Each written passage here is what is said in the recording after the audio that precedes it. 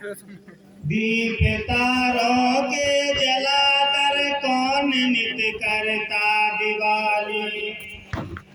दीप तारों के जलाकर कौन नित करता दिवाली। चांद सूरज भूमि किसकी आरती करते निराली।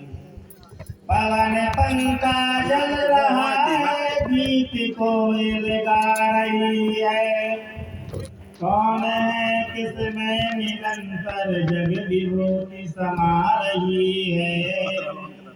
यदि मिला साकार तो वह अवधि का अभिधाम होगा। नाम उनका राम होगा। काम उनका राम होगा। सृष्टि रच कर जो भी है कभी वही कविता वही है। काव्य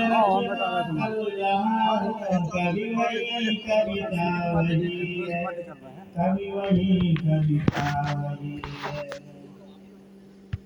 1 मिनट भगवत संकीर्तन तत्पश्चात सत्संग प्रवचन।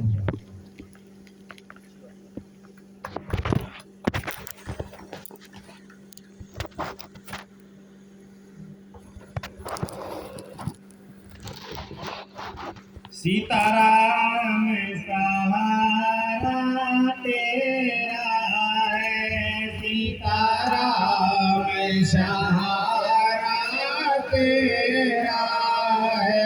राजा राम सहारा तेरा है। राजा राम सहारा तेरा है। राजा राम सहारा तेरा है। राजा राम सहारा तेरा है।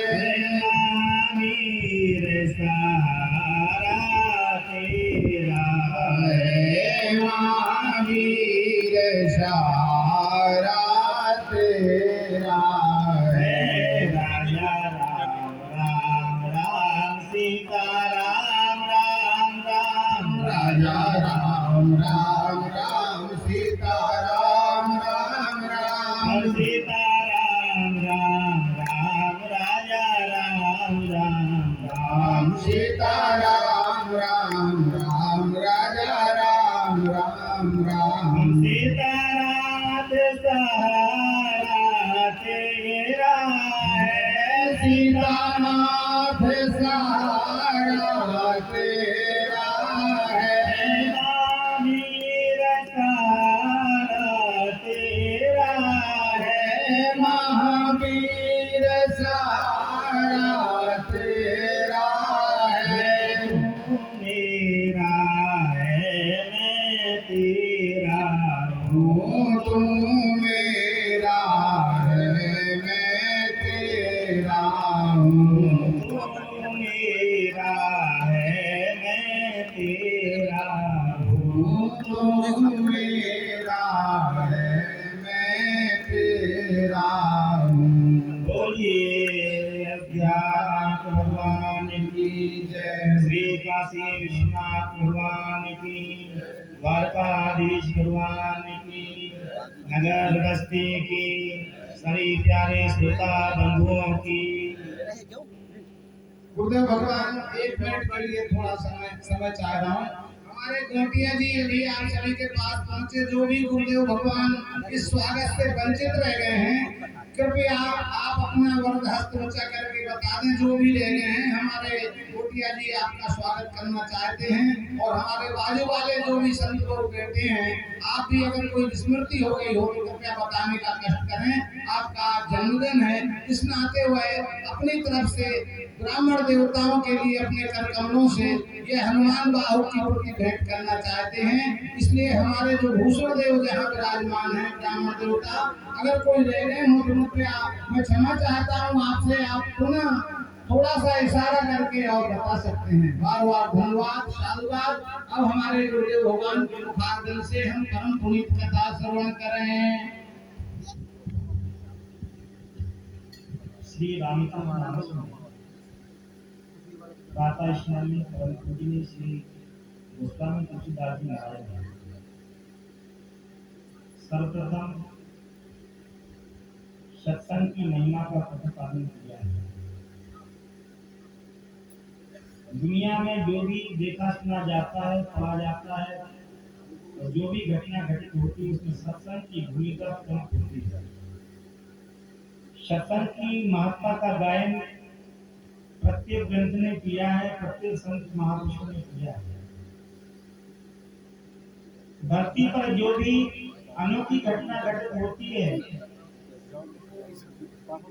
उसमें सत्संग की महत्ता का ही प्रतिपादन हम सब, आप सभी, ऐसा प्रत्येक व्यक्ति अनुभव करता है कि सत्संग के माध्यम से ही महान बनता है। सत्संग की दुर्लभ संसारा निमिष दंड भर एवं बाधा। प्रातः स्मरणीय परम पूजनीय श्री राम सुखदास जी महाराज कहा करते थे कि सत्संग का एक क्षण भी यदि व्यक्ति के लिए सटीक ढंग से मिल जाए, सम्यक प्रकार से मिल जाए तो जीवन में बदलाव हो सकता है। और कुसंग यदि मिल जाए तब व्यक्ति का जीवन बर्बाद हो सकता है, सत्पथ से उन्मुख नहीं हो सकता, सत्पथ की ओर नहीं अग्रसर हो सकता है। सत्पथ की ओर यदि हमें अग्रसर होना है, जो कि व्यक्ति की, मनुष्य की प्रमुख मांग है, ये मनुष्य इसलिए कहलाता ही यही इसी कारण से है क्योंकि इसके पास में मन का विस्तार हुआ है। मनुष्य के अंदर में आकाश तत्व की विशेषता पाई जाती है। मछली के अंदर में जल तत्व की प्रधानता होती है, इसलिए जल में रहने को प्राण डुबकी लगाती है, गोता लगाती रहती, जल में रहती, जल से हटा लो तो समाप्त हो जाएगी। बिच्छू के अंदर में अग्नि तत्व की प्रधानता होती है। यदि बिच्छू डंक मारता है तो हम लोगों पर उसका जिसका असर क्यों होता है, इसका कारण है उसके अंदर में अग्नि तत्व की प्रधानता है। हम लोगों को जल नहीं मिले तो 24 घंटे के अंदर बेहोशी आ सकती है, 7 दिन के अंदर हमारा प्राणांत हो सकता है। लेकिन बिच्छू के लिए यदि पानी नहीं मिलता, छिपकली के लिए महीनों से पानी नहीं मिलता, फिर भी छिपकली बिच्छू खत्म नहीं होते, मृत्यु नहीं होती, मृत्यु प्राप्त नहीं होती। ऐसा क्यों है? क्योंकि उनके अंदर में अग्नि तत्व की ही प्रधानता है। मछली को यदि जल प्राप्त नहीं होगा तो मछली खत्म हो जाएगी। और पक्षियों में वायु तत्व की प्रधानता है, लेकिन एक तत्व की प्रधानता के कारण से ही हम लोगों के अंदर में मोक्ष की प्राप्ति की जो लालसा है, अनंत आनंद की प्राप्ति की जो लालसा है, वह है आकाश तत्व। आकाश तत्व की प्रधानता होने के कारण से ही हम मनुष्य हैं, हमारा मन का विस्तार हुआ है। आपने कभी नहीं सुना होगा कि गधा नाराज था या गधा से लड़ाई हुई थी, उसने आत्महत्या करने का विचार किया और सड़क पर जाकर के एक्सीडेंट कर लिया, विष खा लिया।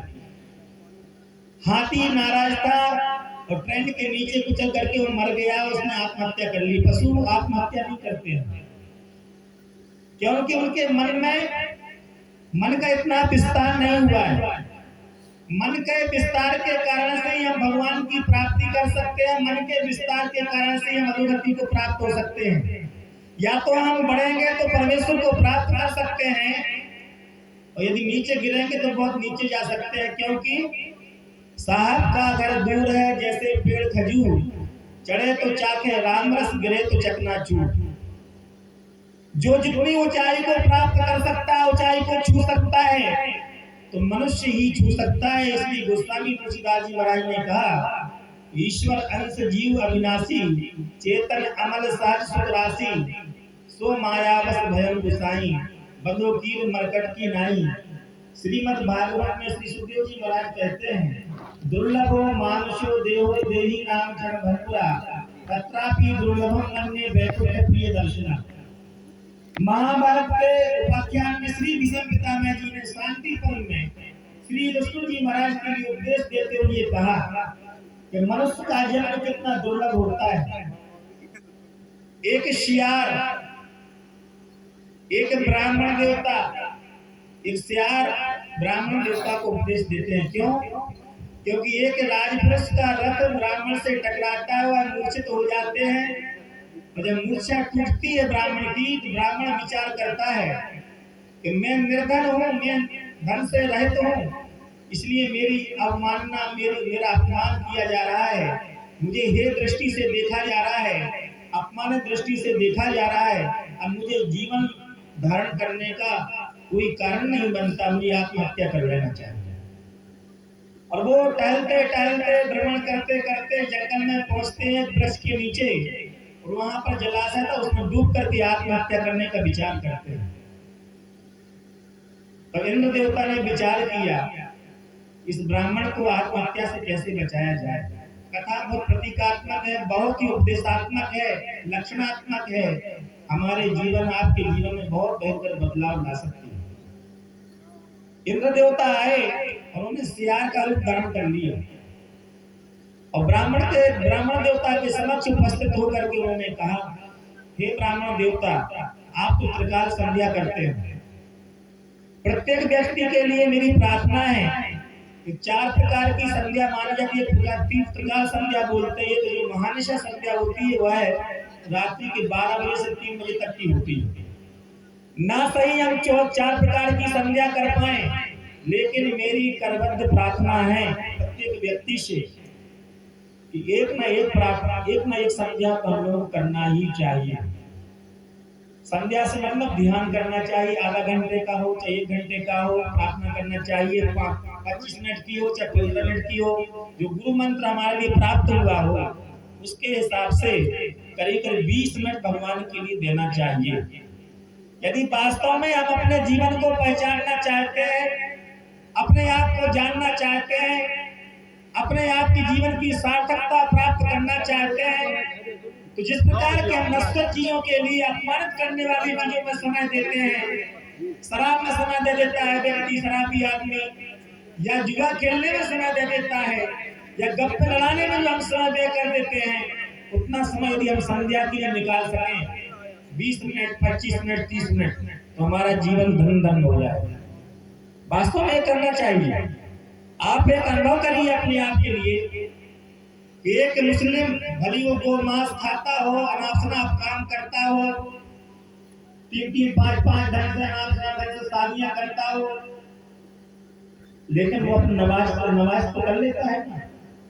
यदि उसके अंदर में 99% अच्छाइयां हैं, लेकिन एक बुराइयां हैं, लेकिन एक जो अच्छाई उसके अंदर में है वो बहुत भारी है, वो अपने मजहब का पक्का है। तो हमारे सनातन धर्म में, हिंदू धर्म में जो विशेषता बतलाई गई वो संध्या उपासना की विशेषता है। 20 मिनट आंख बंद करके अपने मन को शांत करके जो आप गुरु मंत्र का जाप करते हैं, जो जपन करते हैं, जिस ध्येय से ध्यान करते हैं, यदि हमारा ध्यान वहां स्थिर हो जाता है, लग जाता है, तो समझ लेना कि हमारे जीवन में एक सुप्रभात की बेला प्रारंभ हो चुकी है। क्योंकि ये चिंतन का प्रभाव है। चिंतन का प्रभाव कितना भयंकर होता है। जब वो ब्राह्मण देवता के पास में पहुंचते हैं इंद्र सियार का रूप धारण करने के उपरांत, तो बोलते हैं ब्राह्मण देवता, जंतु नाम नर जन्म दुर्लभ मता पुष्पस्तम तदु विप्रता तस्मात् वैदिक धर्म मार्ग धर्मा आत्मा अनात्म विवेचनम संभवो ब्रह्मात्मना संस्ति दुर्लभो मानुष्यो देहो देहि नाम क्षण भंगुरा तत्रापि दुर्लभम मन्ये वैकुंठ प्रिय दर्शनम ममे वांसो जीवलोके जीवभूता सनातना मना षष्ठानि इंद्रियाणि प्रकृति स्थानि कर्षति। यह मनुष्य तन कितनी दुर्लभता से मिला है, कितना प्रयत्न करने को उपरांत मिला है, और आप इसके लिए आत्महत्या करना चाहते हैं। साधन धाम मोक्ष कर द्वारा पाए न गई परलोक सवारा। इसके द्वारा तो जो है आप परमेश्वर के स्वरूप को प्राप्त हो सकते हैं, सारूप मुक्ति प्राप्त कर सकते हैं, साहित्य मुक्ति प्राप्त कर सकते हैं, निर्वाण प्राप्त कर सकते हैं, भक्ति की प्राप्ति कर सकते हैं, और आप करने क्या चले। और उन्होंने दिखाया, देखो मुझे किसानों ने पीटा है, मुझे तलवार से मारा गया। सियार ने कहा देखो मैं किसान के खेत में घुसा हुआ था, लेकिन मैं भी इतना उत्पीड़न होने को उपरांत भी, सियार योनि को प्राप्त होने को उपरांत भी मैं आत्महत्या करने का विचार नहीं करता हूँ। आप मुझे तो ठंडी सहन करनी पड़ती है, गर्मी के समय गर्मी सहन करनी पड़ती है, और देखो मेरे शरीर में कीड़े पड़ गए हैं, लेकिन फिर भी मैं आत्महत्या करने का विचार नहीं कर रहा हूँ। लेकिन आप आत्महत्या करने का विचार क्यों कर रहे हो? आपके लिए तो गर्मी के समय में गर्मी की व्यवस्था कर लोगे, पंखा आपके पास, हाथ बना लोगे। हम कहाँ से बना पाएंगे? हम तो केवल खा सकते हैं। यदि बीमार हो जाओगे तो अस्पताल में भर्ती हो जाओगे, वैद्य आपकी चिकित्सा कर देगा, उपचार हो जाएगा औषधियों के माध्यम से, चिकित्सा शास्त्र के द्वारा, लेकिन हम लोग नहीं करवा सकते हैं। यदि कहीं पर आतप बातप वर्षा है, यदि वर्षा हो जाए तब भी आपके पास छत्र छाया होती है, लेकिन हम लोगों के पास तो छत्र छाया भी नहीं होती। कहने का तात्पर्य, कहने का आशा है, कहने का संकेत यह है कि शास्त्र ने बताया कि जंतु नाम नर जन्म दुर्लभ मतो पुष्पस्तम ततो विप्रता। पहले तो जंतुओं में मनुष्य का जन्म होना अत्यंत दुर्लभ है। उत्कट पुरुषार्थ के उपरांत, उत्कट दीक्षा करने के उपरांत श्री आदि गुरु शंकराचार्य महाराज ने कहा सैनम सर्व दुखानां प्रीतिकार पूर्वकम चिंता विलाप रहितम सात दीक्षा निगद्यते। इतनी तपस्या करने के उपरांत में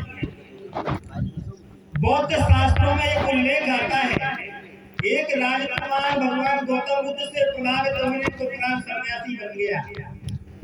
सन्यासी बनने के उपरांत जैसे जैसे गौतम बुद्ध भगवान ने उपदेश दिया था, यात्रा काल के दरमियान, यात्रा काल में और चतुर्मासा में उसके अंदर उत्कट वैराग्य हो गया।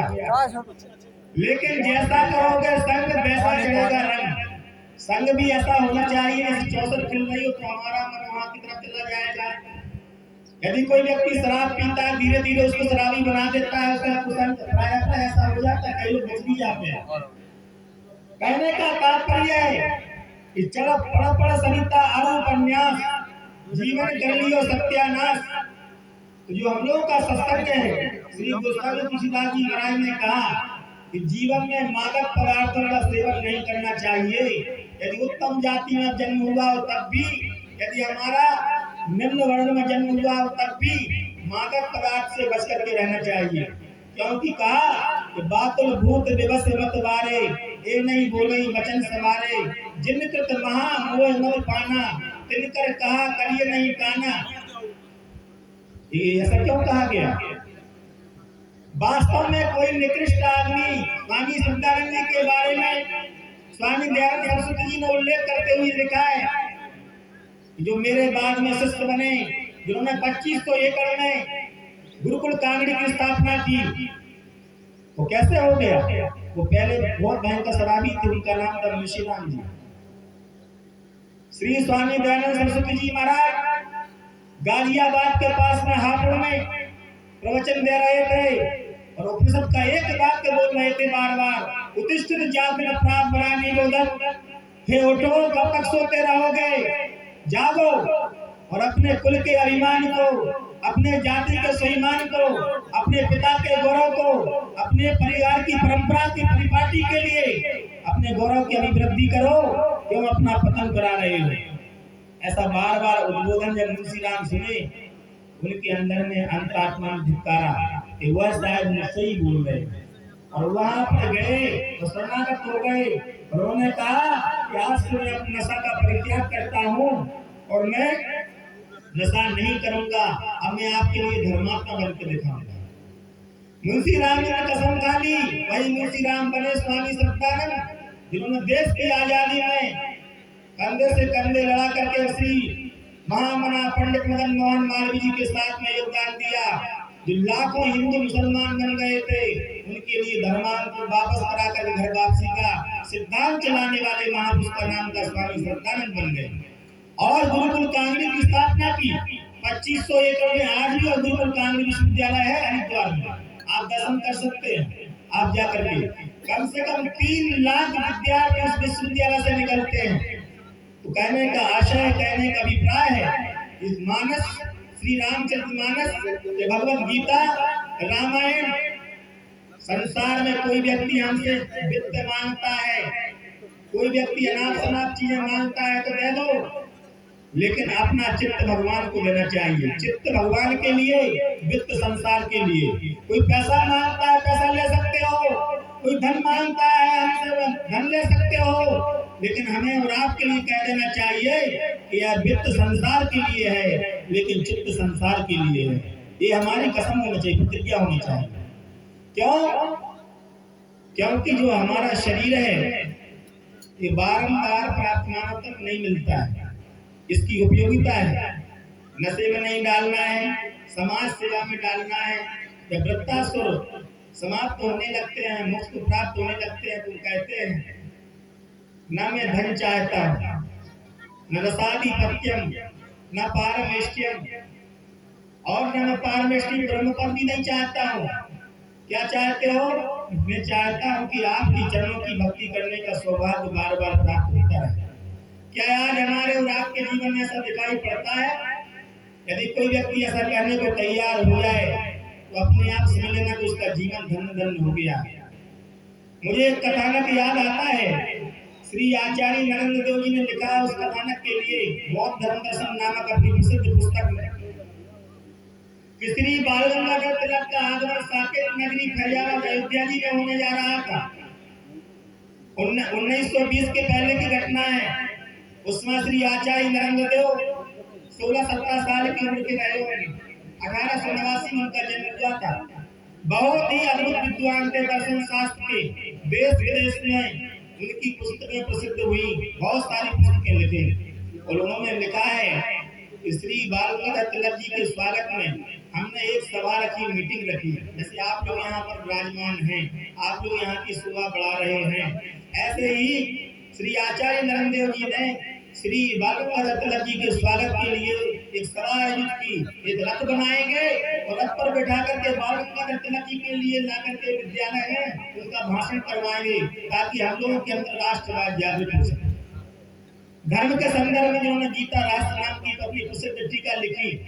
ऐसे थे श्री बाल गंगाधर तिलक जी।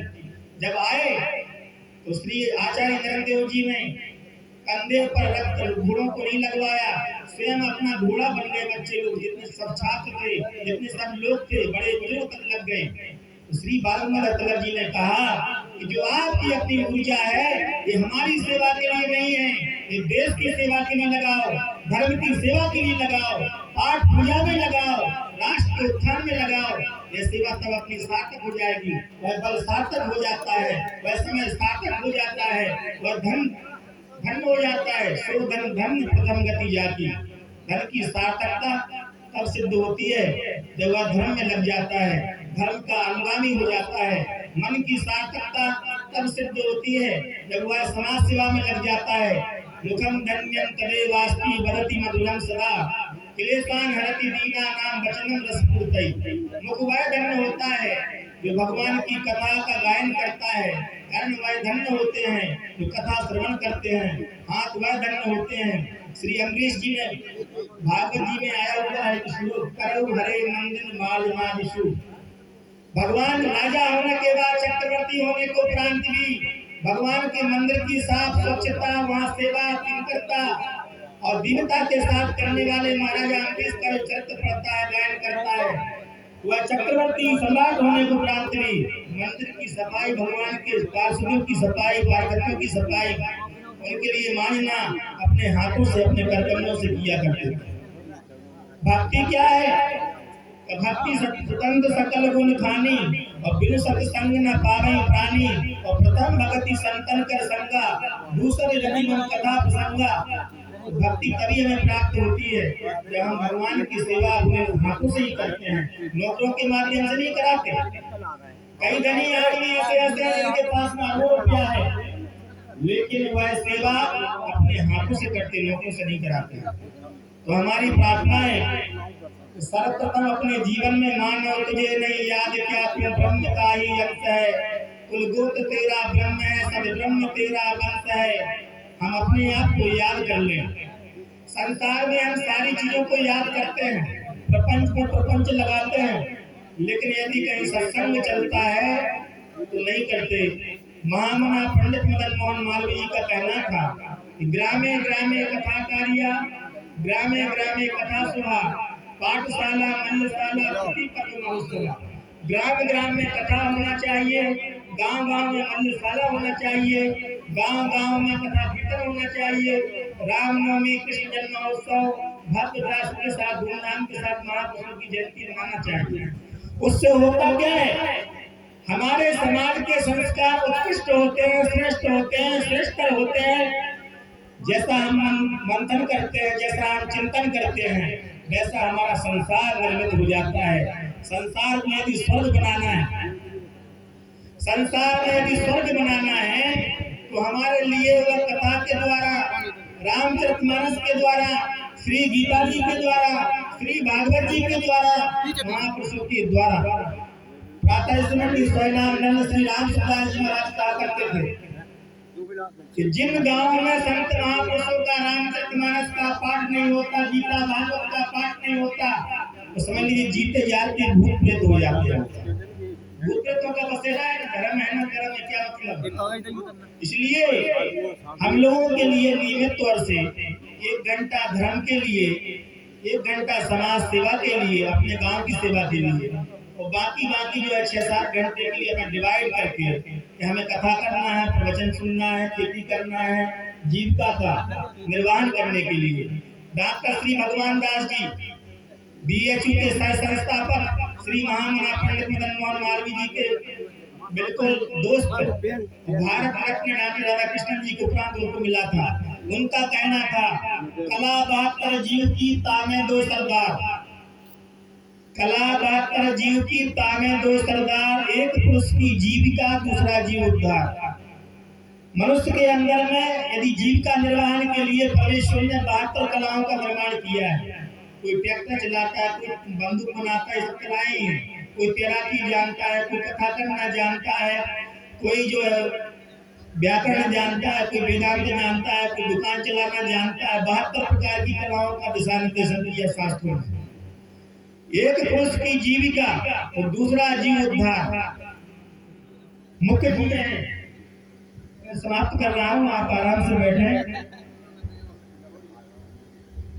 शोरगुल ज्यादा हो रहा है ना, मैं कभी इस प्रकार से बोलता नहीं हूँ। मेरी शिकायत है आप लोगों से, जितनी ताकत लगा कर मैं बोल रहा हूँ तो ध्यान से आपको सुनना भी चाहिए। मैं बकता नहीं हूँ, मैं बोले नहीं जाता। मुझे लोग मनाते हैं नहीं जाता गाँव वगैरह में, कहीं शहरों में बोले नहीं जाता।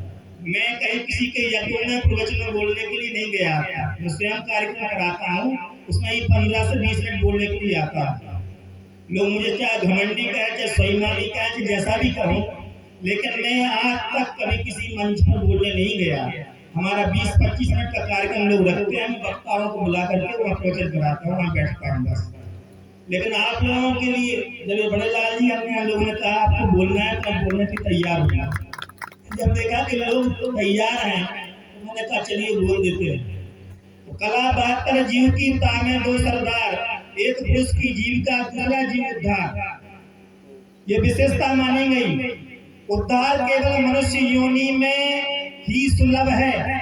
वो तो सब किसी का भी सकता है, चाहे वह गिद्ध हो, चाहे पक्षी जानवर हो, जिसके मन में ज्ञान तत्व की जागृति हो गई, आकाश तत्व विकसित हो गया, वह ज्ञान मोक्ष का अनुगामी हो सकता है, मोक्ष को प्राप्त कर सकता है, भक्ति को प्राप्त कर सकता है।